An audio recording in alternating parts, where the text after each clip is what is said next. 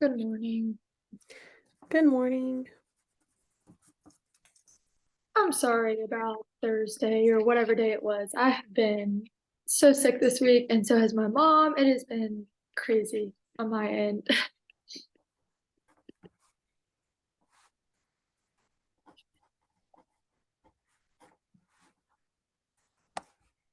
All right, I'm putting my questions in there real quick. I know we probably won't get to them anyways, but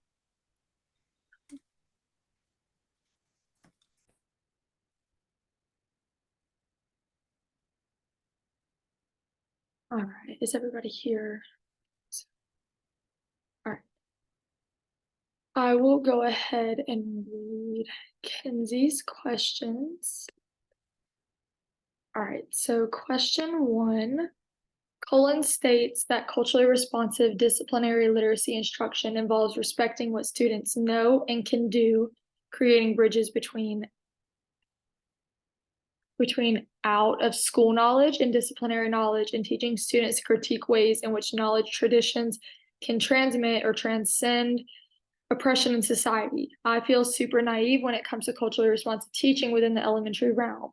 What ways do you incorporate culturally responsive teaching within your classroom?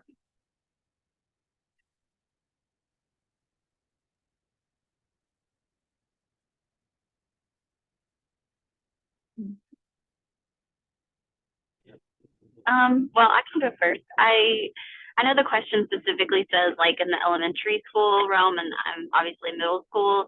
And I think too, my content kind of lends itself a little more to being culturally responsive because I teach Georgia history and we talk so much about Native American history and then the civil rights movement and stuff. So I don't know that I'm equipped to answer how you could be more culturally responsive in elementary school, but I know for middle school, like the content helps. And I think anytime you can incorporate that into your content with the resources that you use or anything like that, then that helps go a long way and opens up those natural conversations with your students where they get to bring those aspects of their lives into the classroom. So I feel that for younger grades, it's really difficult because a lot of parents don't think that students should be talking about subjects that are a little more controversial. Like I teach first grade, so my 6, 7 year olds, a lot of people are like they can't engage in conversations about equity and equality, but they can. I've talked to y'all before about how I teach a unit on Black History Month and I teach about Ruby Bridges and Rosa Parks and George Washington Carver. And I present what my school district wants me to present. I tell the students like about Thomas Jefferson and all these people and Lewis and Clark, and I tell them what the school district wants me to tell them. But then I also provide them perspectives of the minorities, basically. So, when I talk about Ruby Bridges, I don't just tell them the what the standard wants me to tell them. I present information from her. We talk about slavery, we talk about the Underground Railroad, we talk about all of these things, and I have my students lead the discussion almost so that it's not me leading it because a lot of parents, if you go out there and you put your perspective into the classroom, a lot of parents could get offended. So I try to present them with the perspective of a minority member, and I have my students discuss what that means and how it's different from what I presented, basically, and how the feelings that are brought up, because in first grade we talk a lot about feelings and how kids can deal with their feelings. Um, so I have them discuss the ways that what I presented to them and what they just read or what they researched about someone else's perspective is different, and they talk about how they would feel. So it's kind of difficult with 6 and 7 year olds, but they are aware of a lot of the inequalities that are already out there. So I just let them have discussions about it, and they really enjoy it. And I guess I kind of feel naive about it because I'm a special education teacher. So I teach reading, writing, and math. So I'm trying to figure out ways to incorporate things like that and discussions like that. But it's just kind of difficult when you're not really teaching. I do integrate science and social studies sometimes at the end of the day with my writing class. but sometimes it's mostly just writing. It's not really integrated. So it just kind of depends. So I just was wanting to kind of hear everybody else's perspectives on what that kind of looks like in your classroom. And Kenzie, I think too, like bringing in some of your text, if you have some flexibility with the options that you can choose for your text and for your writing prompts. And I know that's kind of hard when you're dictated by, curriculum that's provided by this, county or whatever. But I think maybe bringing some of that in and maybe pointing out the points, kind of like Delaney said, that that we don't usually talk about.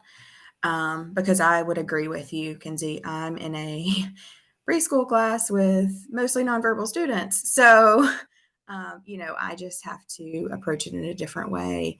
When I was in the older grades, it was just opening up for those conversations when they would come and when I could create those conversations and then allow them to dictate the conversations.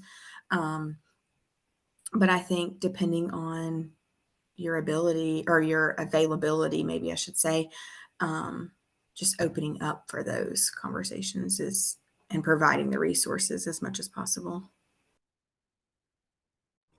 Sort of going off of what Andrea said and Delaney, I teach kindergarten, so teaching those concepts to me seems difficult as a teacher. Um, and also, I know last year it was my first year, so I think I was just trying to grasp the concept of teaching and then move on to other topics. Um, and I know this year I was trying to be more intentional with all those things, with just involving cultures and the aspects.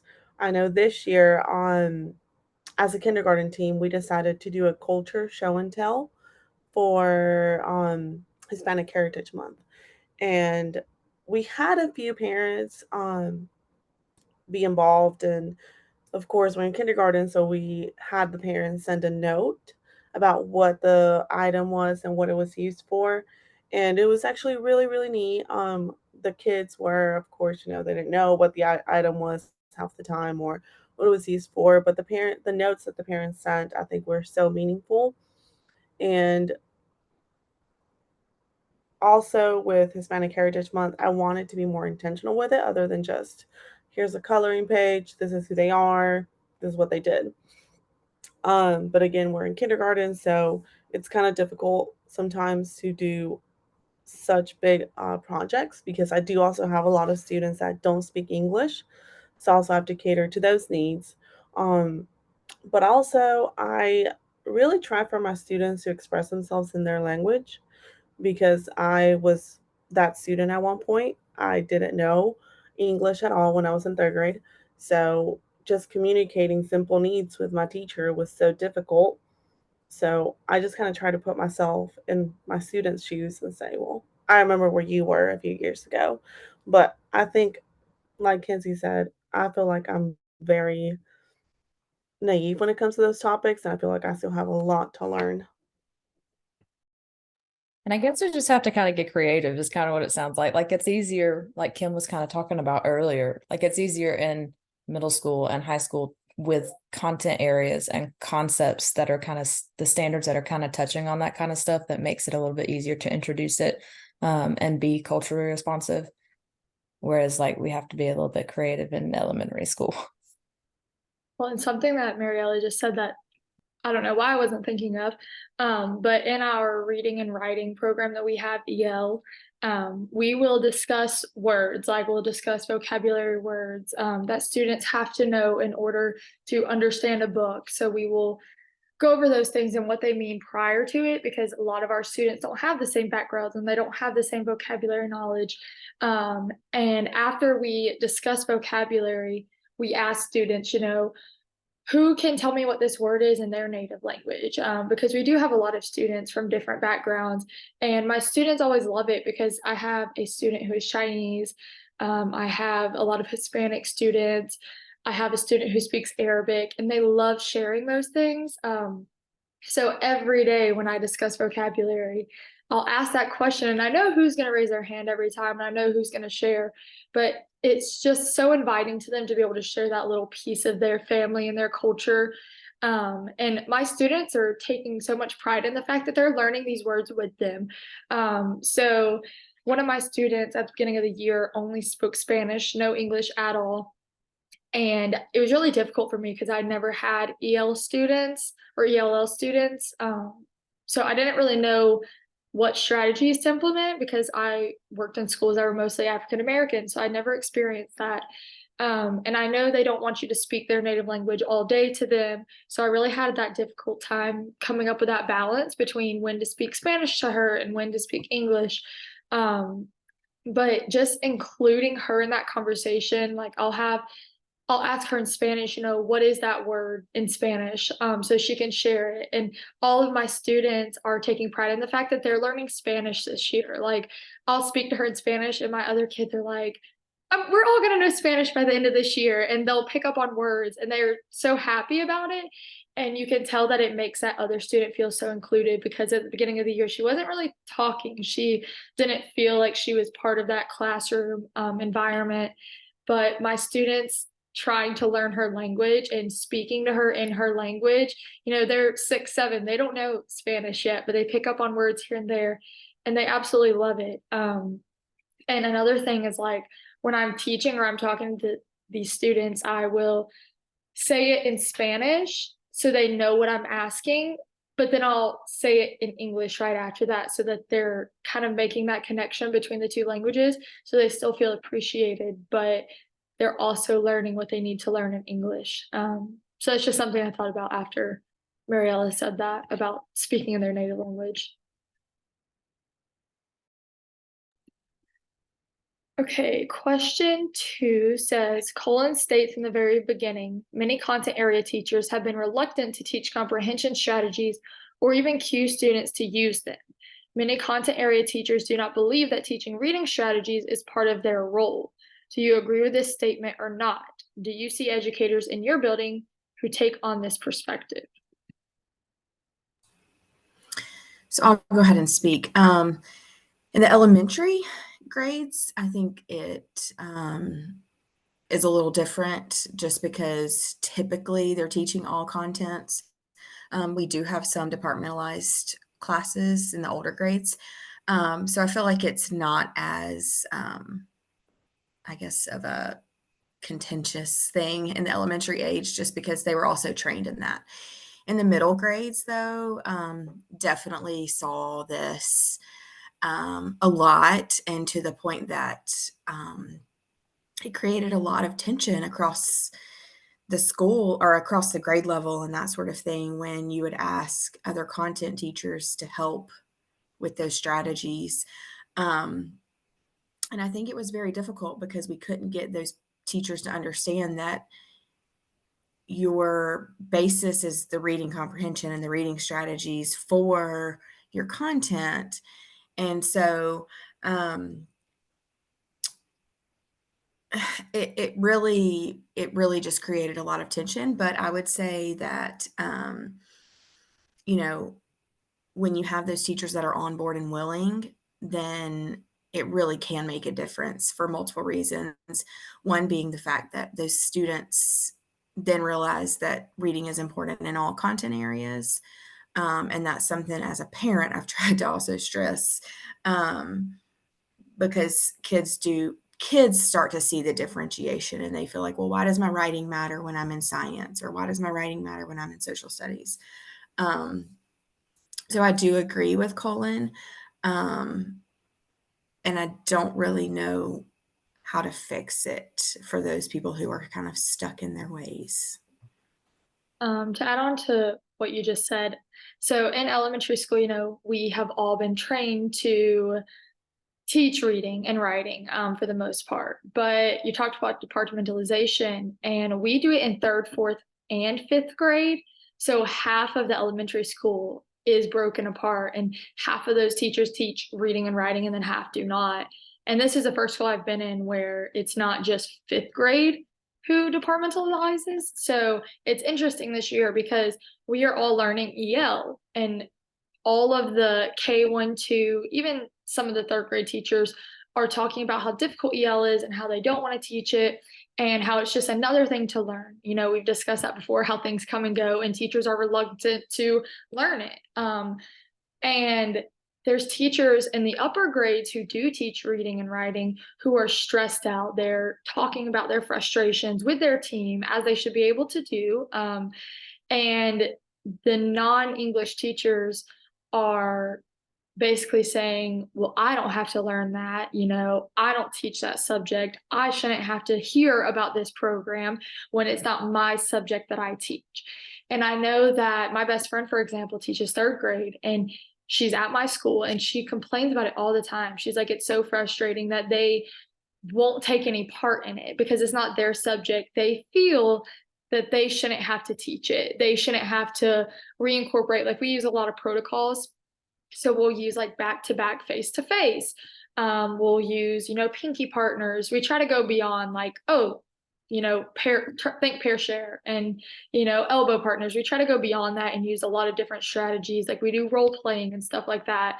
And in the lower grades, it's something that we do all throughout the subjects. Like, we integrate those protocols into different subjects so that it's not just reading and writing that those kids are getting that experience with. But a lot of the upper grade teachers say, I'm not going to implement those protocols into my subject. I don't teach reading, writing. I shouldn't have to do think, pair, share. I shouldn't have to do, you know, back-to-back, face-to-face.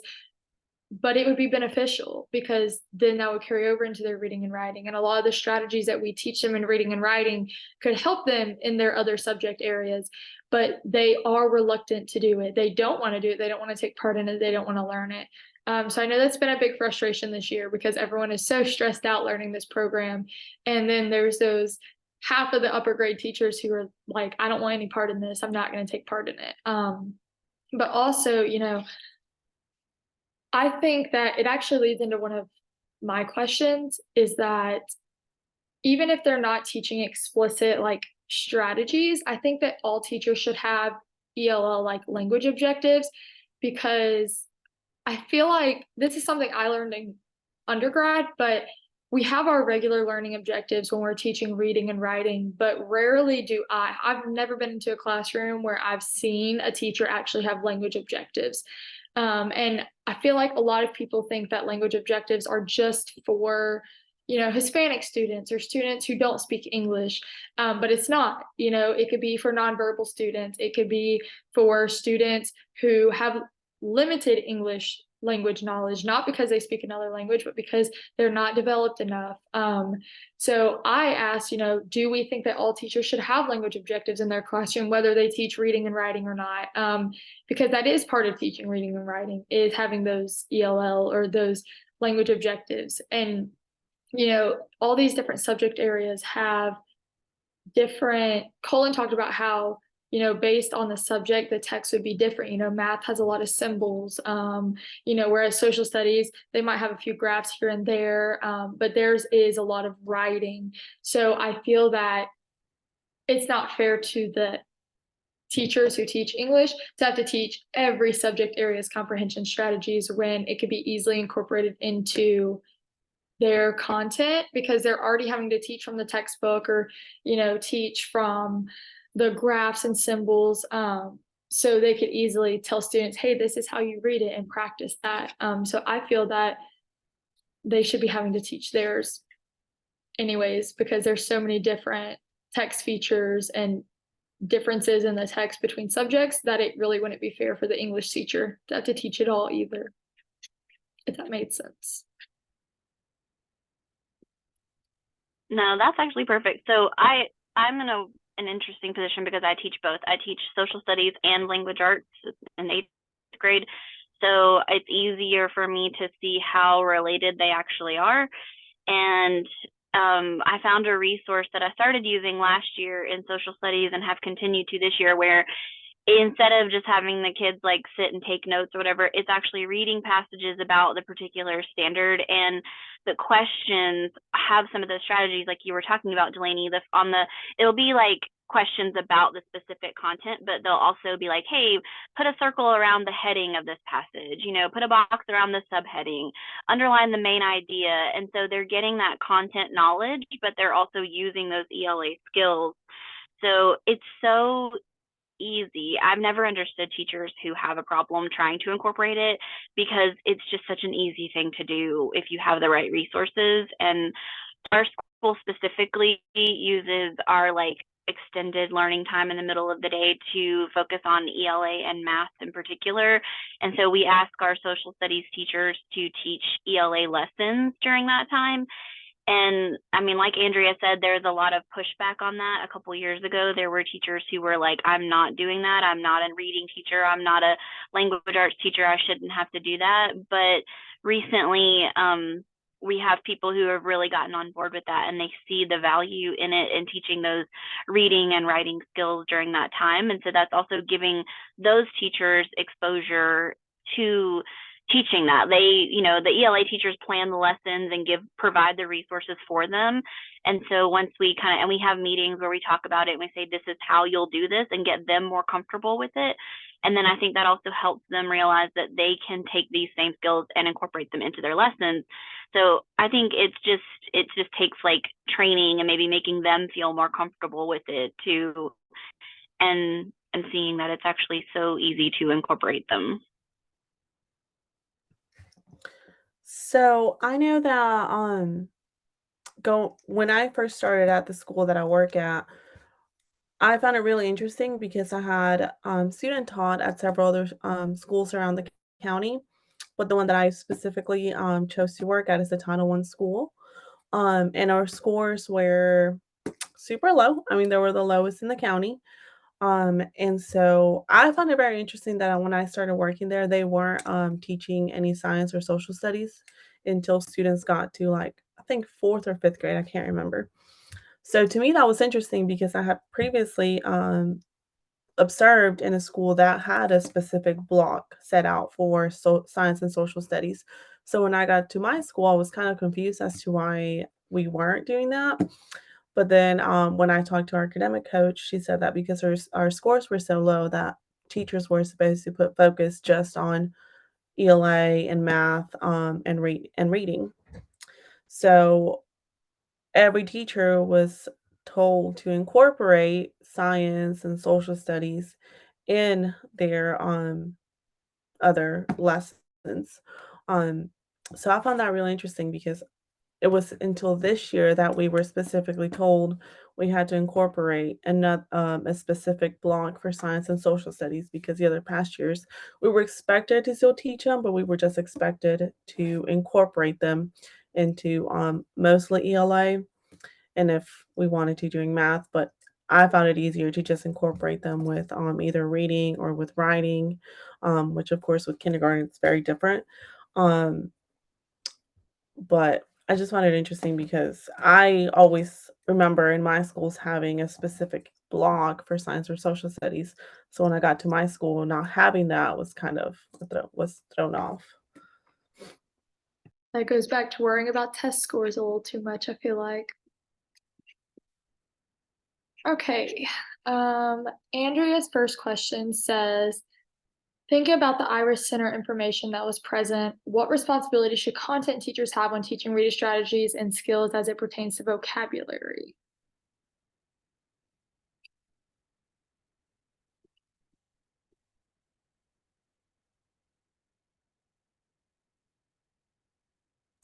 I think this kind of goes back to what we just discussed.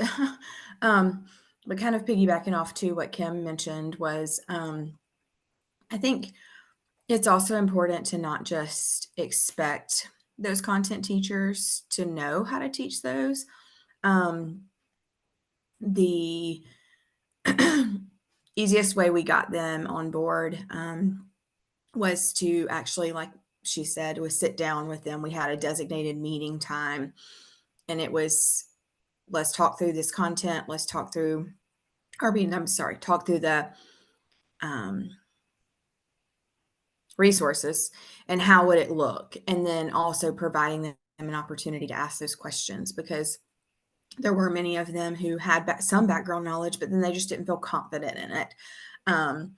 So anyway, I think just breaking it down. But I think we kind of already hit this with their responsibility. So I feel that teachers too should, no matter what subject you teach, a lot of students don't come to us with the same knowledge, especially in the younger grades. We see a lot of students who have those experiences and kids who don't. I know there was a study done talking about like the students who come from white families and the amount of vocabulary knowledge that they have compared to a student from, you know, a poorer background. And I can't remember the exact numbers, but it was mind blowing the difference in vocabulary knowledge that they had. So I think that if they're already behind their peers when they come into kindergarten, first grade, that's going to continue throughout the years. I don't think any teacher should be able to expect students to have all the vocabulary that they should have for a unit. I think that, you know, every teacher should be activating background knowledge, prior knowledge, and figuring out what students know. And then every teacher should be going over vocabulary, or not even vocabulary, but important information that students need to know in order to understand the unit that they're teaching. Because if students don't have that knowledge that they need to have prior to the lesson, they're not going to learn the lesson that you're teaching them. So I think that's every teacher's responsibility. I don't care what subject you teach, what grade you teach. Every teacher should be making sure that all students have what they need to have in order to achieve a subject, lesson, whatever subject it is. So I don't think that that should just be on ELA teachers. I think that's, you're not being as effective if you're not making sure that all students have that background knowledge before teaching your lesson. And even simple things like when I was student teaching, I was student teaching at a low income, highly Hispanic population like school. And there were things that like I would talk about that the kids would have no idea. Like I'm pretty sure one of my lessons I talked about going to the beach and all the kids were like, I've never been to the beach. So like they couldn't, that was how I had to learn and was like, oh gosh, like that's something that I haven't had to think about because I went to school, you know, down the road from where I'm currently living at. And it was mostly white. There wasn't, you know, just things like that that I wasn't really exposed to growing up. And then student teaching, I was in a lower income school and I was like, oh my goodness. So that definitely made me more aware. And now I'm able to, now that I've been in it a couple of years, I'm able to kind of realize that with the students that I teach now, because it's not a highly Hispanic population, but it's got a mixed demographics and it's still low income. So I have to just really be conscientious about that now. And because I did that in that low income school, I was like, oh my goodness, I need to really like think about what I'm saying. I think sort of what Delaney said, it should be everybody's responsibility to teach the vocabulary because I feel like one single word that a student might not understand will throw off the whole lesson. And they may, I know sometimes like myself, I would think about that one word instead of listening to what the entire lesson was because I was still falling back and trying to figure out what that one vocabulary word meant. Um, and I feel like even later on, it won't take the whole class period to just teach some vocabulary words and then go back and start teaching the topics. I think if everybody just took a few minutes before the lesson to introduce even introduce the topic and then introduce some vocabulary, I think some students would feel more comfortable and be more successful.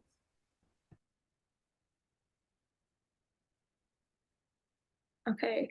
The next question says, Cullen acknowledges that many families are transient, but oftentimes the state curriculum for social studies has at least a year focusing on state history. Do you feel this takes away from other topics, world and global history, that are more important and could be considered time wasted? Okay, well, the Georgia studies teacher will add to this conversation because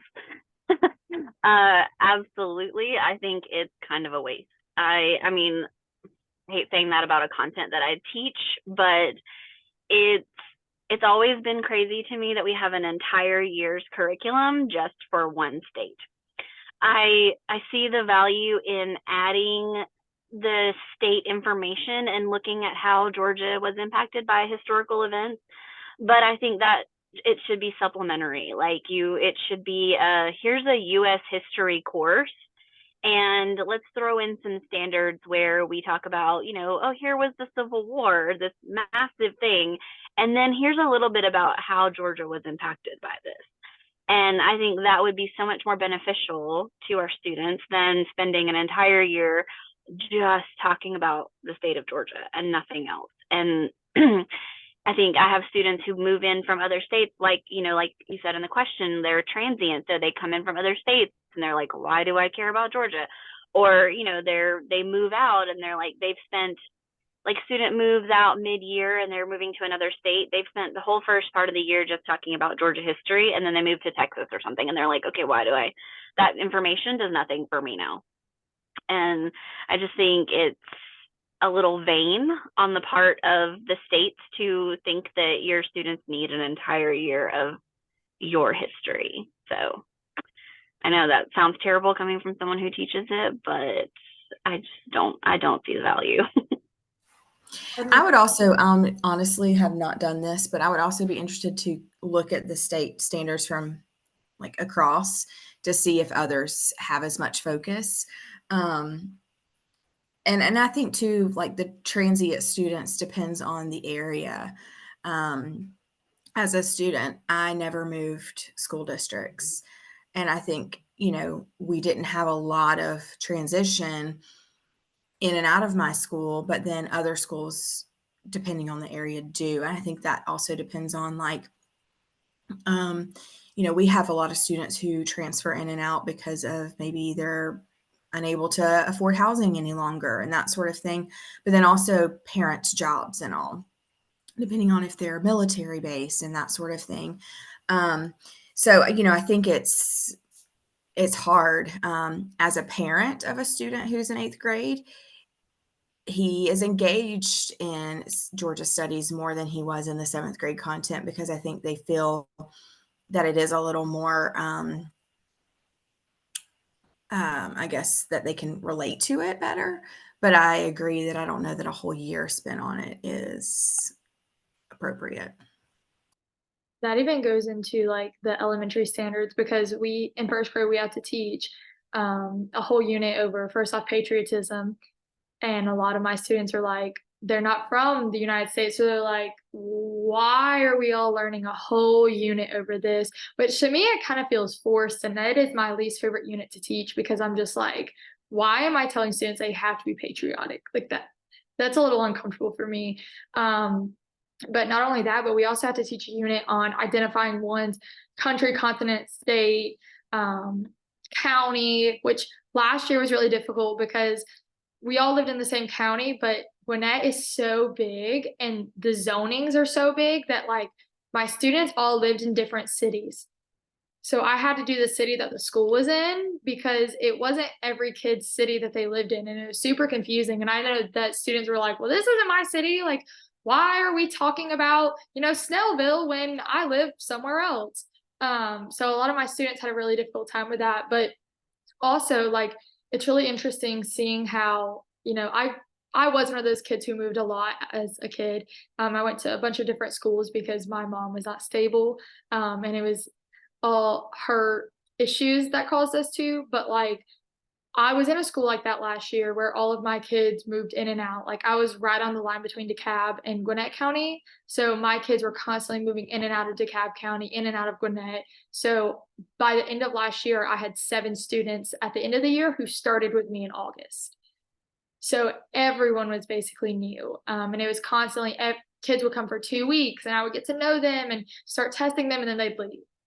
And it was really frustrating to me as a teacher because I was like those kids growing up, but also like, how did I connect with kids and how did I felt like I was wasting so much time because I was putting so much effort in with these children and then they would leave.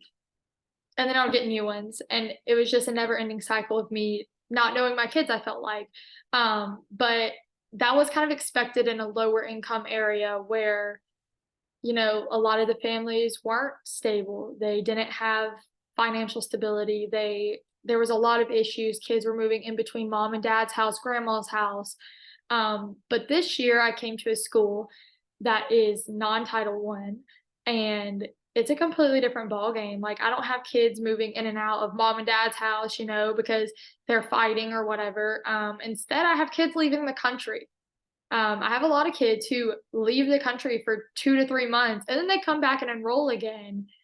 But it's because they're going back to their home country or whatever. And a lot of students who are Hispanic, they go back to Mexico throughout the year.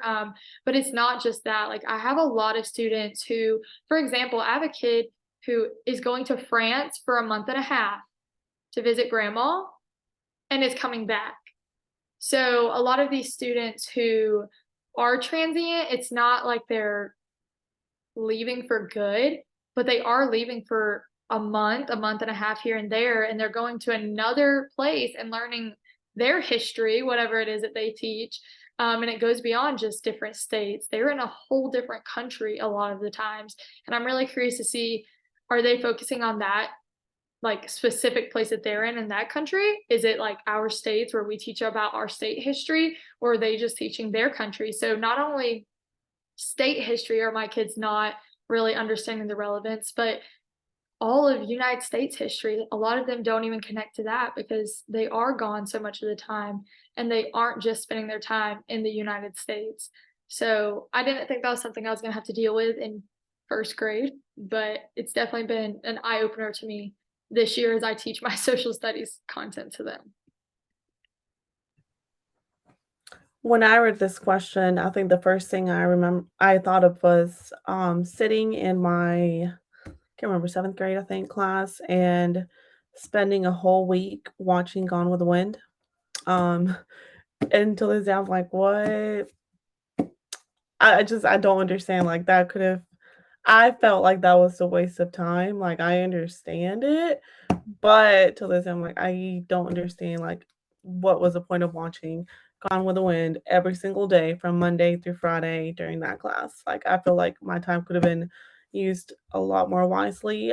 Um, and I remember in my bachelor's study, we actually took a class that was geography for elementary school. And I found it really interesting because it taught us how to teach about different countries and their histories or whatever. And I thought that was super neat. But now that, I went back, I'm like, I really want to implement that somehow. And I feel like it would be just more beneficial. We could teach students about the entire world other than just their state. When I was in middle school, I think it was 8th grade, we had our Georgia studies and we took our field trip to Savannah, Georgia, and like stopped at all the, state parks and everything and got to see all the history and stuff. But I kind of agree with like, I think Kim said it at the very beginning when she answered the question. I think it can just be a piece of the instruction that we do. Like it can be a piece of it versus it being a whole course. Because like not all students go to college, but when you get to college and you do global issues and you go do world history, like nothing I took like government and civics and that kind of stuff in high school, but I got to global issues and all that stuff in college and was like, this is not my cup of tea. I have no idea what's going on.